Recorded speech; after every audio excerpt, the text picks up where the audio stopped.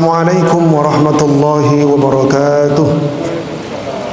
Alhamdulillahi rabbil alamin wal aqibatu lil muttaqin wal udwana illa 'alal zalimin. Asyhadu an la ilaha illallah wahdahu la syarika lah wa asyhadu anna Muhammadan abduhu wa rasuluhu la nabiyya ba'dah. Allahumma fashalli wa sallim wa barik ala sayyidina Muhammad wa ala alihi wa ashabihi ajma'in. Saudaraku kaum muslimin dan muslimat, bapak-bapak, ibu-ibu, para orang tuaku, para remaja dan adik-adik generasi muda, para anak-anak kami yang berkumpul hadir di masjid yang mulia ini, semoga kita senantiasa dirahmati Allah Subhanahu wa taala. Alhamdulillah, kita bersyukur kita masih diberikan kesehatan, kemampuan dan kesadaran untuk menjadi hamba Allah dengan melaksanakan ibadah zuhur di hari ini. Semoga Allah senantiasa memberi hidayah dalam kalbu kita hingga akhir hayat kita.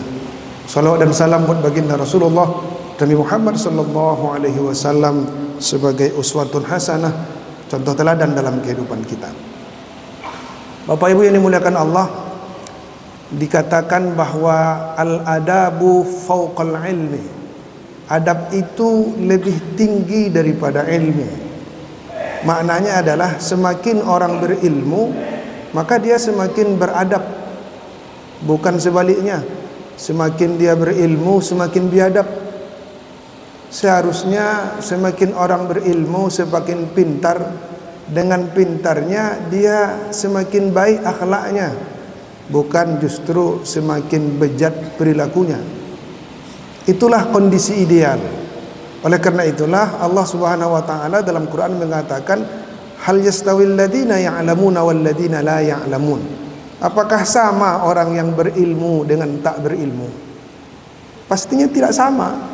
Bahkan dalam surah Mujadalah ayat 11 yang sering kita dengar, yarfa'illahu alladhina amanu minkum wal ladina utul ilma darajat. Allah pasti angkat derajat kamu jika kamu itu beriman dan berilmu.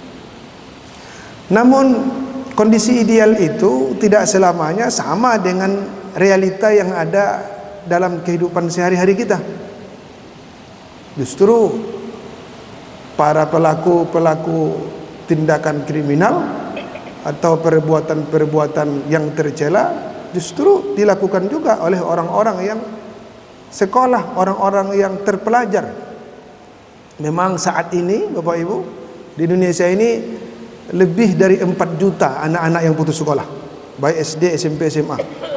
Anak tidak sekolah dalam artian dia drop out atau dia tidak melanjutkan ke jenjang berikutnya, malah ada yang belum pernah sekolah sama sekali.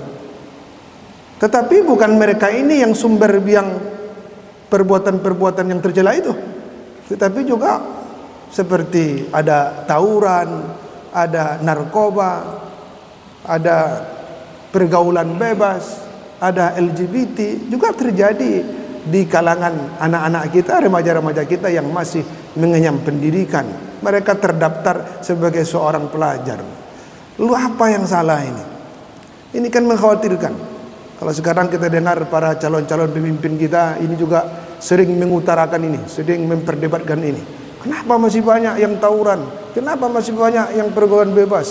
Kenapa masih tinggi peredaran narkoba? Apalagi kita di kota Padang ini sebagai kota pendidikan, ranah Minang yang kenal dengan adat pesan di syarak pesan di kitabullah. Apa yang terjadi sebenarnya?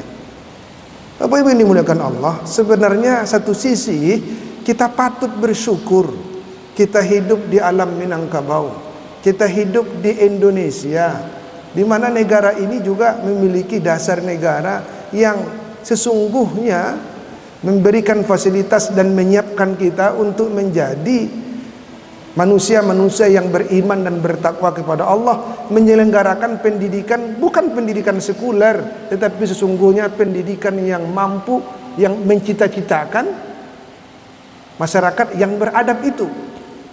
Misalnya dalam Undang-Undang Dasar tahun 1945, nanti dicek di pasal 31 ayat 3 misalnya. Di sana dikatakan bahwa pemerintah itu menyelenggarakan pendidikan yang meningkatkan. Jadi pemerintah itu diminta untuk mampu menyelenggarakan satu sistem pendidikan yang nasional yang mampu meningkatkan iman, takwa, dan akhlak mulia untuk mencerdaskan kehidupan bangsa. Jadi syarat masyarakat yang cerdas yang juga menjadi cita-cita berdirinya negara ini adalah pendidikan yang mampu melahirkan manusia beriman, bertakwa, akhlak mulia. 3 kata kunci ini. Tidak disebut di situ pintar, tidak disebut di situ kaya raya, tidak. Tapi iman, takwa, akhlak mulia. Dasar negara kita sudah mengatur itu.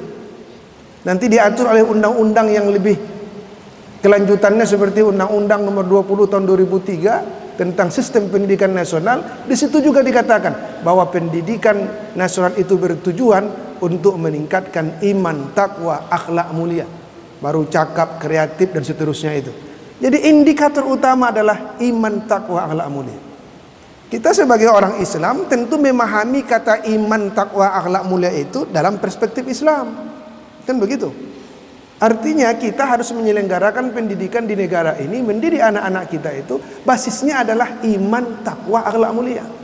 Nah, pertanyaan besarnya adalah bagaimana implementasi pendidikan iman, takwa, akhlak mulia itu saat ini di sekolah, di rumah, di masyarakat. Jadi dari segi yuridis formalnya sudah ada diatur, tapi pelaksanaannya ini yang menjadi pertanyaan besar. Sehingga tadi masalah tadi masih kita rasakan. Yang seharusnya semakin orang berilmu, semakin tunduk, semakin lembut hatinya, semakin baik akhlaknya, semakin bagus adabnya.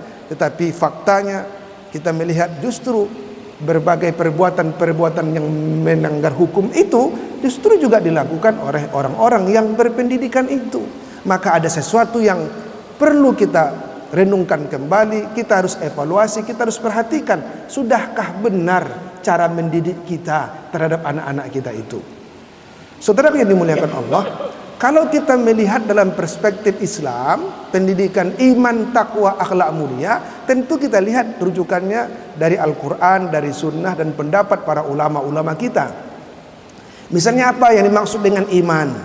Iman itu adalah tasdiqum bil qalbi. Dia adalah keyakinan yang dibenarkan dalam kalbu. Jadi makna iman yang pokok itu adalah keyakinan dalam kalbu. Cabangnya adalah ikrarum bil lisan wa amalum bil arkan. Yaitu diucapkan dengan lisan, dia tak sembunyi-sembunyikan keislamannya itu, lalu kemudian terbukti dari amal perbuatan. Maka akan sulit memisahkan antara iman dan amal soleh. Ibarat matahari, mataharinya itu sumbernya itu itulah iman, tasdiqum bil qalbi itu, sinarnya itu itulah ikrarum bil lisan, amalum bil arkan, tampak pada amal soleh yang dia lakukan.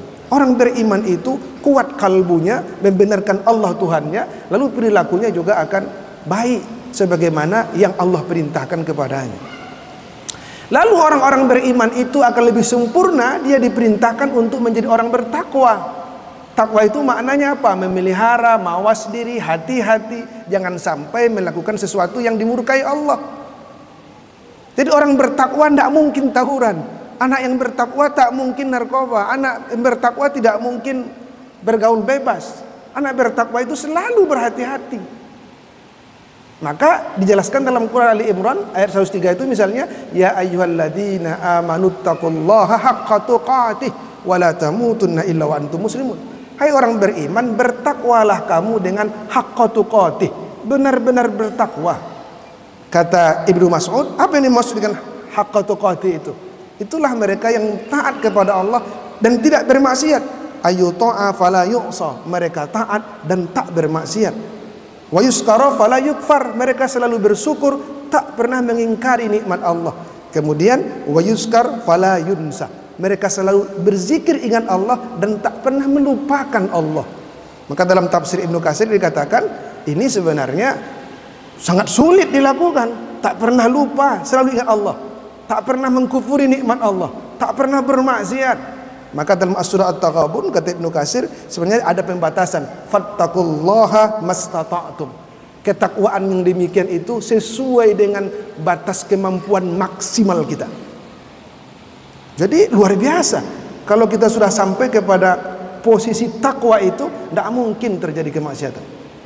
Maka lahirlah yang berikutnya, akhlak mulia, akhlakul karimah, berasal dari kata khulkun. Kata Imam Al-Ghazali, akhlak itu adalah keadaan yang melekat dalam mentalitas, dalam diri kita, dalam jiwa kita, sehingga melahirkan perbuatan yang dilakukan secara terus-menerus dan dia terjadi tanpa ada paksaan. Jadi bukan pada musim-musim tertentu dia baik, ketika di masjid dia baik, di kantor dia korupsi. Itu bukan akhlak. Akhlak itu betul-betul melekat dalam dirinya. Maka tak bisa dipisahkan antara iman, takwa dan akhlak. Bahkan kata akhlak yang berasal dari kata khulqun juga menjadi akar kata khaliq dan makhluk. Maka akhlak itu harus sesuai dengan perintah khaliq. Takhallaqu bi akhlaqillah. Wahai para makhluk, berakhlaklah kamu seperti apa yang diperintahkan oleh sang khaliq. Nah, inilah yang harus kita perkuat dalam pendidikan kita, anak-anak kita, supaya mereka tetap menjadi anak-anak yang istiqamah dengan ilmu dan adabnya tadi. Bagaimana caranya? Paling tidak ada 3 hal yang mesti dilakukan. Yang pertama adalah dengan ilmu. Beritahu anak-anak kita itu, anak kita harus berilmu, tahu dia mana yang hak, mana yang batil, mana yang halal, mana yang haram, mana yang perintah Allah, mana yang dilarang Allah. Maka dari sini butuh sebenarnya pendidikan agama. Nah, ini juga menjadi persoalan. Apakah selama ini pendidikan iman, takwa dan akhlak mulia di sekolah-sekolah kita itu sudah maksimal, atau justru hanya diserahkan kepada guru agama tok yang hanya mengajar 2-3 jam? Kalau cuman itu yang terjadi, wajar saja gagal. Gimana mungkin guru agama saja yang mendidik iman takwa anak-anak? Seharusnya semua guru terlibat, terutama guru-guru yang sesama muslim. Tetapi kondisi kita di Indonesia ini hanya tidak sampai 30% yang mendapat kesempatan belajar agama yang banyak, yaitu pesantren dan madrasah. Lebih 70% orang Islam di Indonesia itu memilih anak-anaknya sekolah di sekolah umum. Dan kita tahu keterbatasan jam pelajaran di sekolah umum itu. Bagaimana kita seharusnya mengatasi ini? Karena ini juga kebijakan negara, tidak semudah itu kita membalikkan tangan. Sebenarnya bisa kita lakukan Bapak Ibu sebagai orang tua dan tokoh masyarakat. Ayo kita dorong anak-anak kita belajar agama di luar sekolah. Apa namanya? Madrasah diniyah takmiliyah. Sudah ada fasilitasnya. Madrasah diniyah takmiliyah itu artinya apa? Pendidikan agama menyempurnakan kekurangan jam agama di sekolah. Sayang kita di daerah kita ini banyak TPA, MDA, tapi cuma tingkat SD, SMP, SMA terputus. Padahal masa remaja yang butuh perhatian ketat itu justru usia SMP, SMA. Ayo, mari orang tua, tokoh masyarakat, para guru-guru agama, bersama-sama kita dirikan, hidupkan madrasah diniyah takmiliyah wusta dan ulia itu untuk SMP dan SMA itu, sehingga anak-anak kita punya ilmu. Baru yang kedua adalah kebiasaan, dan ketiga keteladanan. Nah, ini juga kata kunci. Kalau tadi ilmu kita bermitra kepada madrasah dan sekolah, tetapi untuk pembiasaan dan keteladanan tak bisa diserahkan kepada sekolah saja, tetapi juga orang tua mesti menjadi yang terdepan. Bagaimana mendidik anak-anak kita beriman, bertakwa, taat beribadah kepada Allah, paham tentang agama itu, lalu dia dirasikan dalam kehidupan sehari-hari. Ini butuh keteladanan dari orang tua dan masyarakat sekitar. Saya sering sampaikan kepada mahasiswa, saya tanya mahasiswa di UIN itu, pernah nak kamu makan babi? Mohon maaf, agak kasar dikit. Pernah nak kamu makan babi? Tidak. Pernah kamu lihat teman kamu makan babi? Tidak. Kenapa tidak? Karena haram. Saya tanya lagi, pernah nak kamu minum khamar? Karena UIN bilang tidak. Pernah nak kawan kamu yang muslim minum khamar? Pernah. Hah, apa hukum khamar? Haram. Kenapa babi haram tak dimakan, tapi khamar yang haram diminum? Apa untungnya khamar itu? Malah merusak juga kesehatan. Apa jawaban yang lebih logis Bapak Ibu? Keteladanan.